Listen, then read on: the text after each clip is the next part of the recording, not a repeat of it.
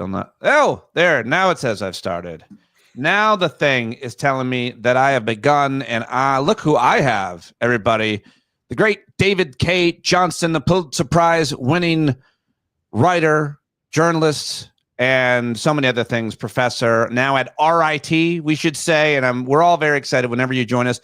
You're still teaching. You'll never retire. Why did you plan for retirement if you knew you were never going to retire? Just in case. Just in case. Sorry about that.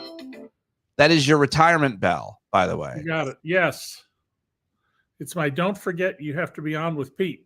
Awesome. So glad to have you here. And lots that I wanted to talk with you about. But, you know, the obvious and the most imminent seems to be what's happening in California. I'm reading authoritarian history types and other, I think, really smart people that are analyzing this. It's hard to know what the strategy here is, but I just wanted to get your general reaction to hearing the National Guard be called in for the first time since, I think, like Kennedy or LBJ over segregation.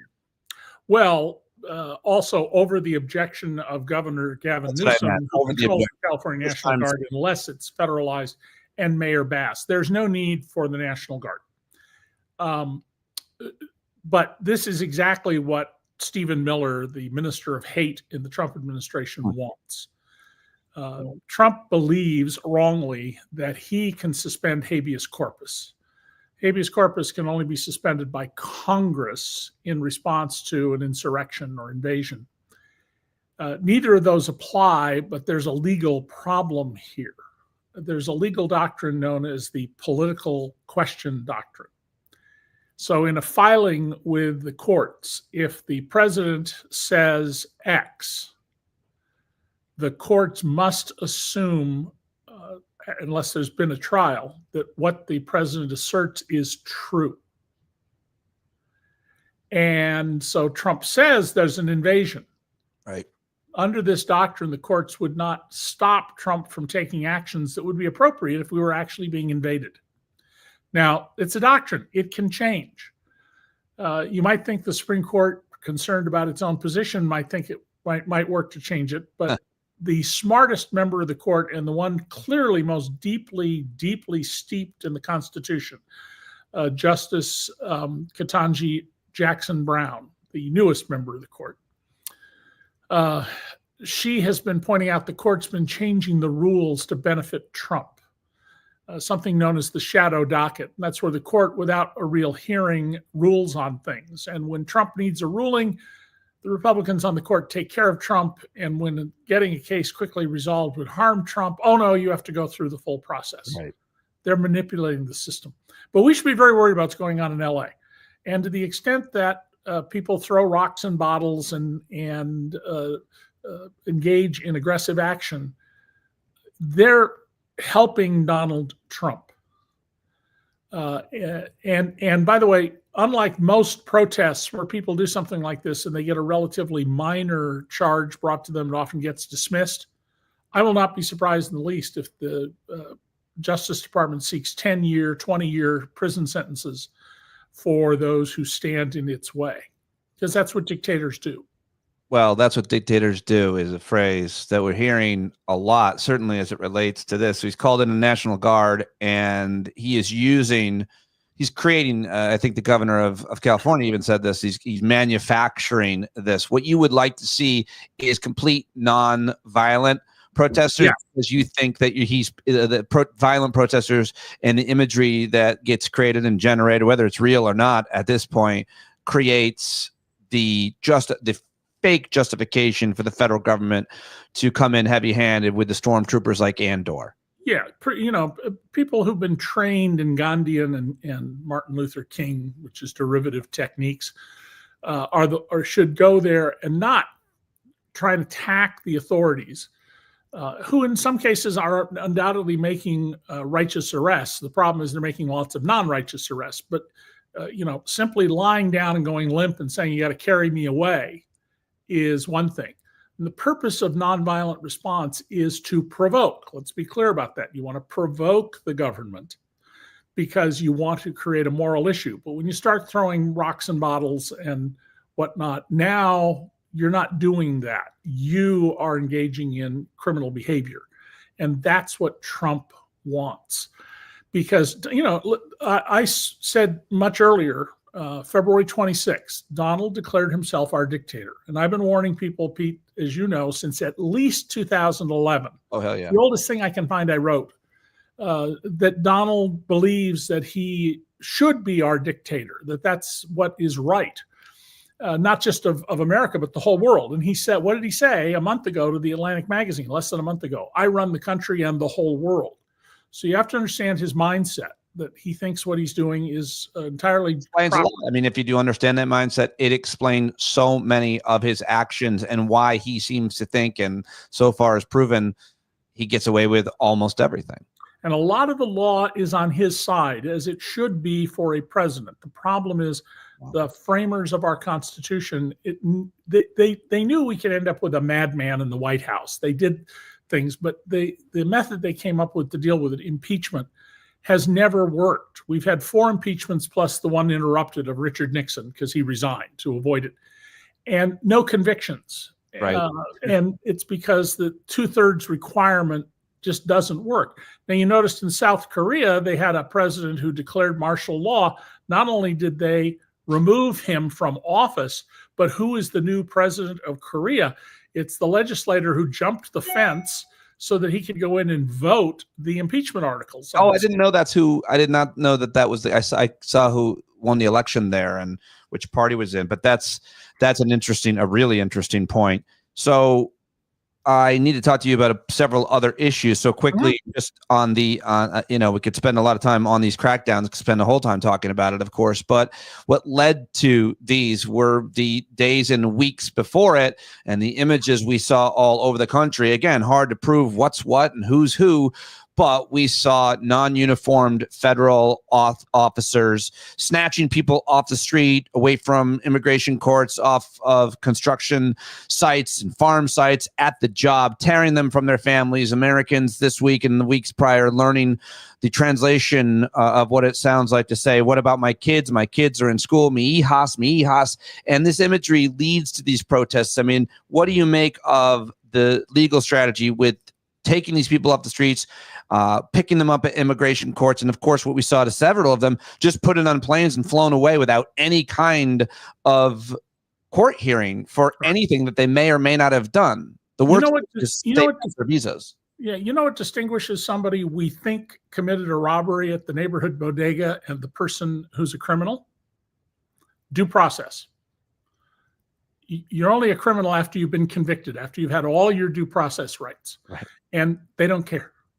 They believe that they're in the right, and that, if you didn't commit this offense, you committed something else. And the other question you'd ask is, why are they doing this? Why are they going to administrative law judges? Those are the ones who hear asylum claims. They are not part of the judiciary. They are part of the executive branch. That's why they're called administrative law judges. Why are they going to them and saying, please dismiss this case? So you show up for your case because you're compliant. The judge dismisses it. Now you don't have a case, and they can arrest you because you're illegally in the country. Right.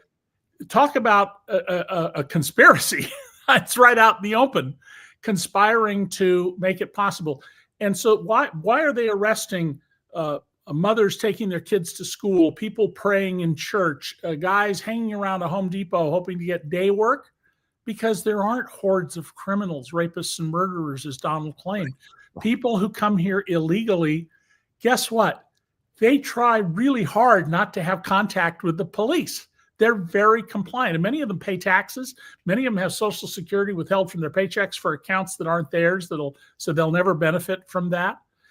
And where I live here in Western New York, the New York Times just had a big piece about Wayne County, one county over from me. We are one of the biggest apple growing regions in the country. There's a nice little cartel of 5 big families who run the apple business. They don't need the government to fix the prices or give them subsidies, as we do with all the grain grown in the Midwest, the soybeans and the corn and the wheat, because they have this nice little lawful cartel. And not technically legal, but they run it in ways that nobody's going to go after them. Right. I don't know who's going to harvest the apples. I know. I mean, you're seeing and hearing that, and upstate New York, where I was just from, I'm from there, up in Syracuse, and in farms across the country, which is why this issue is never one that farm or the big ag lobbied. They always lobbied for immigration reform, and every comprehensive immigration reform, many of which were signed down or co-authored by Republicans, they had resources, funds for more courts, more judges to process more people whose citizenship wasn't any kind of question. I wish we lived in a country who awarded people, even if they were here undocumented or they overstayed their visa. If you were here and you worked every day in the hot sun doing something for 2 years or 5 years or whatever, guess what? Yeah. Not only do you get all the rights of citizenship, but we're going to give you a medal because you work so hard. You're such a great citizen. Well, and contrary to this image Trump has created, when I was a little boy, I lived on my grandmother's orange ranch in Orange, California, right in the city limits. There were all these orange groves everywhere. Wow. And when harvest time came, as a little boy, 5 years old, kindergarten, I would go out at lunchtime and I'd eat my lunch with the guys who'd come from Mexico to pick the oranges. And there were usually one or two of them who knew enough English we could communicate. They had families. They missed their families. They wanted to get their work done and get paid so they could go back to their families in Mexico. They were all obviously desperately poor and not well educated. And I didn't know they weren't well educated back then, but I realized looking back on it. But there's this utter disrespect because this is about creating a white supremacist, male, misogynistic, dominated culture. And so there are a couple of things people should pay very close attention to right now, Pete. One of them is, as Professor Tim Snyder teaches, no voluntary obedience. Don't say, oh, I better do this or they're going to come after me. Second, don't engage in any illegal conduct. Anything that's provocative to the authorities. And if you're not brave enough to stand up, then stand behind people who are. A couple of really good lessons, of course. I've got to ask you about all this that's happening in the streets. And then we're also hearing around immigration. I've got to get your take, of course, on the feud between Elon Musk and Donald Trump. But I saw Senator Chris Murphy, I think, on TV. I like him, from Connecticut, talking about whether or not this is, and it's always a fair question, this is all a distraction from the disaster around the big bad bill. That would be Trump's potential only piece of legislation. He put all the cards on that one, even though Republicans wanted to pass it piecemeal. And now Elon Musk leaves. He's trying to sink it. Trump has got to be concerned about it. Send in the National Guard. Distraction. Now nobody's talking about this horrible piece of legislation. Question to you is, how should media be covering the legislation that will affect our lives far more than even what's happening in the streets of LA and other cities that could create a police state? For all the times on your show for years that I've criticized my former employer, the New York Times, and other news organizations, there's actually very good coverage of this. The New York Times, the AP, Washington Post, et cetera. But it has to have attention. And this bill, first of all, should not be allowed by the Senate parliamentarian under what are called reconciliation rules, because it's not just a spending bill. It is a major policy change bill. Secondly, it has this provision that would make the federal courts ineffective. They would lose their contempt power in cases where there's a lawsuit saying Trump is operating extra legally. And without contempt power, there's no enforcement. Third, Republicans need to be confronted about this. If you're so worried about the debt, if you're so worried that you think firing tens of thousands of federal workers is going to save money, by the way, it's not saving money, and we're going to find out at the end of the day, it cost us a lot of money. It was counterproductive. Then why are you going to borrow $2.4 trillion more, $2.4 trillion more, to give tax cuts to people who have more money than they can possibly spend? Yeah. This makes no sense whatsoever, unless, of course, what you plan to do is replace our democracy with an oligarchy. And, 120 years ago, Harper's Magazine was running pieces pointing out, as Louis Brandeis wrote, you can either have highly concentrated wealth or you can have a democracy. President Theodore Roosevelt, a Republican, said the same thing repeatedly.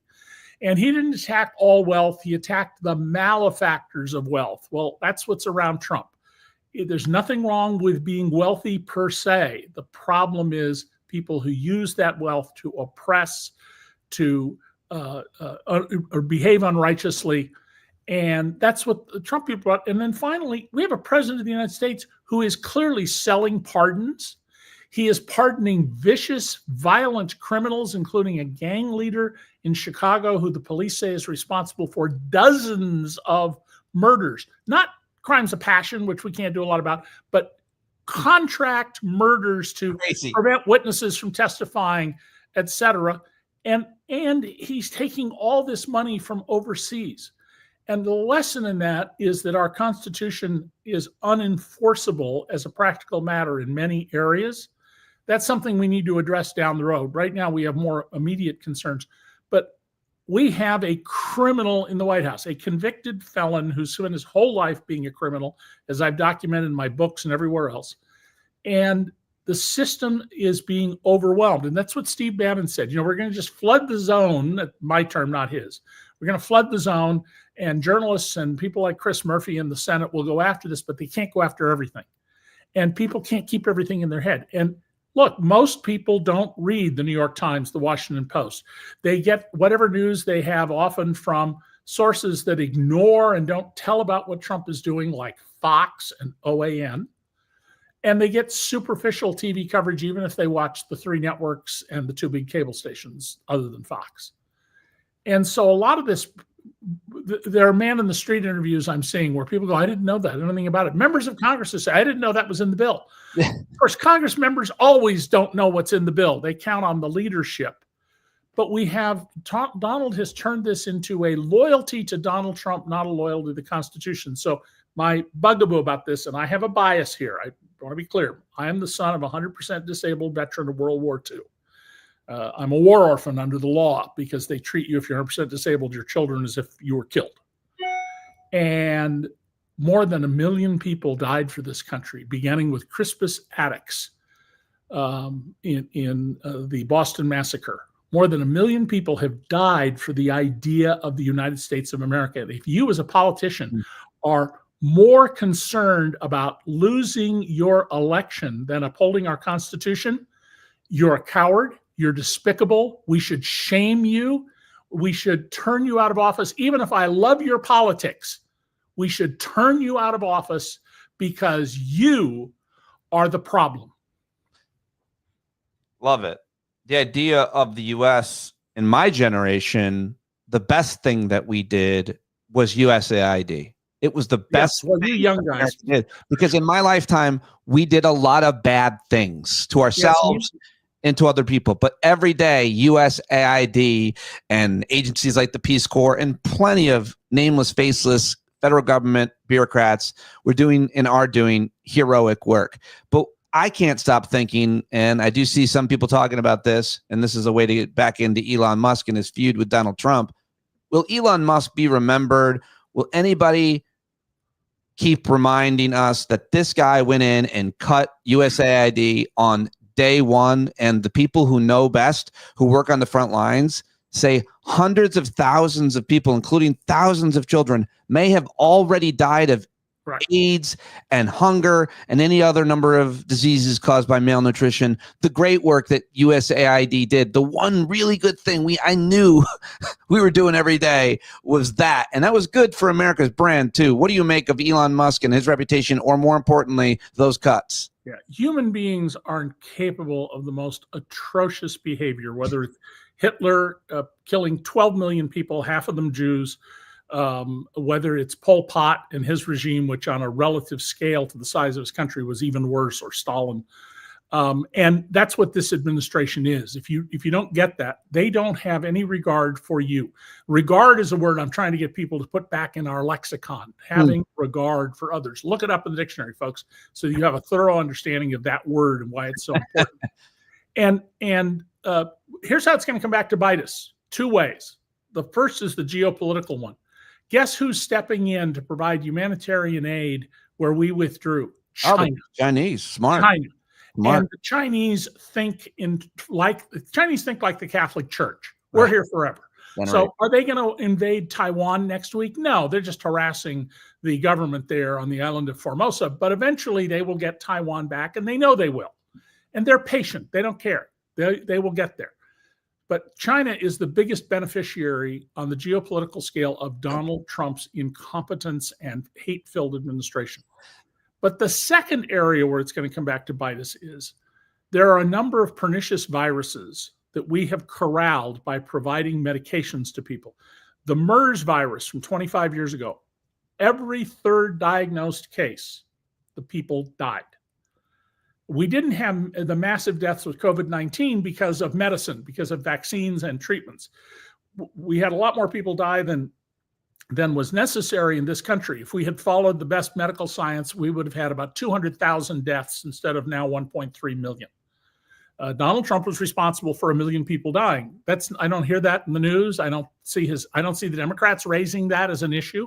So what's going to happen now is those pernicious viruses that we corralled through USAID, they're going to get loose. Right.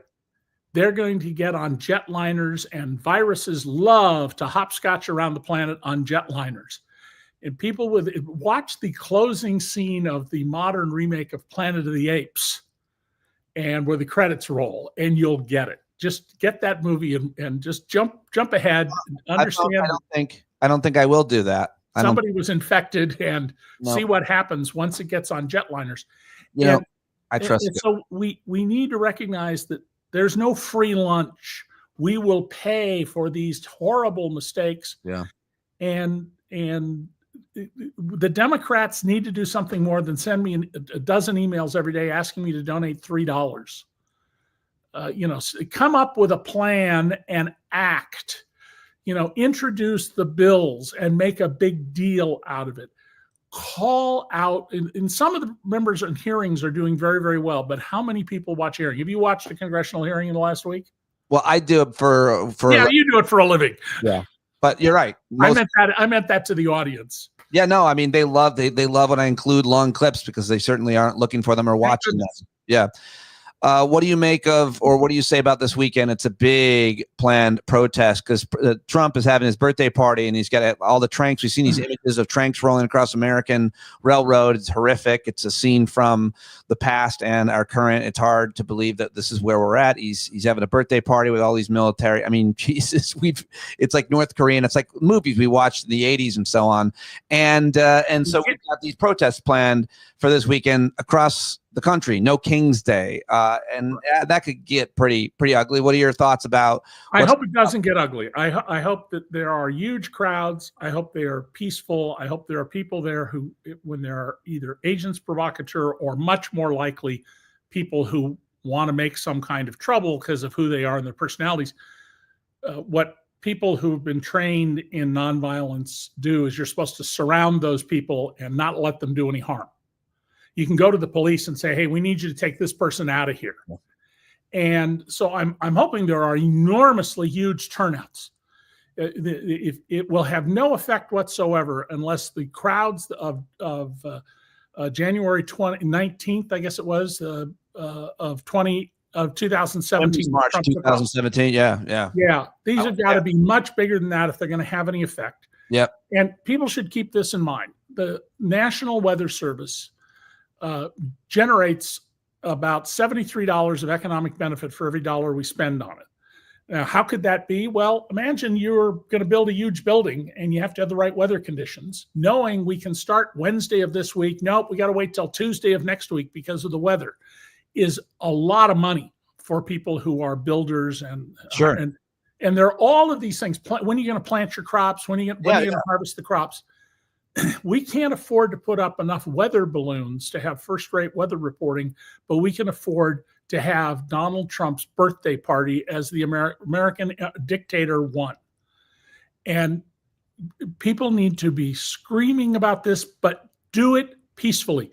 You should be writing short letters to your local newspaper saying, what the hell is going on with you? Why aren't you covering the aspects of this? And we know you have a tiny staff, but there's obvious things going on. People need to be telling their legislators, as we're seeing with Republicans in a number of districts, you don't tell me you're only getting rid of people who don't belong on Medicaid. There's almost no evidence of fraud. It's a tiny fraction of 1% of Medicaid by the participants. The doctors and the labs and the hospitals are another story. But don't do that and then claim that's what you're doing when you're cutting Medicaid. You're going to have to cut Medicare if the bill passes. Stop doing that and call these people out as liars and turn out big crowds. And there are journalists who've gone to some of these meetings and they've gotten the names of people and then they've checked them. And lo and behold, they are not, as the Trump White House says, Democrats posing as Republicans. They're actual Republicans who are saying that. Oh, no doubt. I mean, I was at the big one. There was 2 of them in my district for Mike Lawler, who's our Republican representative. We had 700 people there. They definitely were not all Democrats. People that are paying close attention are terror. Just by the tariffs alone, before we get to the legislation and how it might cut their health care and so on. Well, so Pete, the name of your show, I understand Stand Up with Pete is about your being a stand-up comic, and a terrific one. I used to warm up crowds for one of the national TV comedy shows. But it also is important that we stand up. We are not powerless. We are not unable to do anything. Don't buy into this notion that, oh, there's nothing we can do. You can't fight City Hall. There's no way to stop Trump. That's not true. If enough people turn out, the Republicans themselves will begin to pick away at Trump and put limits on him. So, come bring your children, if you're my age, your grandchildren or your great-grandchildren of one of those now, and show up, be absolutely peaceful. If somebody's trying to make trouble, go find organizers or the cops and say, we're going to get this person out of here. Be resolute. Things aren't going to change overnight. We didn't get into this overnight. We're not going to fix it overnight. But stand up for America. Stand up for your liberties and freedoms. And those of your neighbors and of those you hate. I could not agree more, and I really appreciate that. The true origin of the name of the show was when Sirius and XM merged, and the show used to be called Pete's Big Mouth. And then my boss said, terrible name. He said, change it to Stand Up with Pete Dominick, and we chopped this out. But my whole idea was to use humor and have entertaining discussions to help people learn about important issues. My whole idea was to fight apathy. So it was the tagline I used to use, I should have kept using it, was stand up for something. Care about something. And here's the thing. You, as much as almost anyone, if not more than anyone, as a guest on my show, were able to do that, able to explain some of the more boring, mundane issues around tax policy and finance and economics, especially, that we couldn't pay attention to or understand if we were in a classroom. But the way that you explained it and the way you wrote your books helped fight so much apathy around those issues and really opened my eyes. So I appreciate you always being our professor and our teacher. If you live in Western New York, tomorrow night at 7 p.m. in Penn Yan on Lake Keuka, I'm going to be speaking at the Baptist Church. Very nice. About what you can do to save our democracy. And I'm probably going to be speaking in July in Jamestown. That's where the National Comedy Museum is. By the way, you've probably been there, Pete. It's if you go to the Rock and Roll Hall of Fame in Cleveland, it's just boring. It's just one leather jacket and guitar after another. The National Comedy Museum, you could literally spend 2 days there, even though it's small. It's very interactive. It's brilliantly done. It's hilariously entertaining.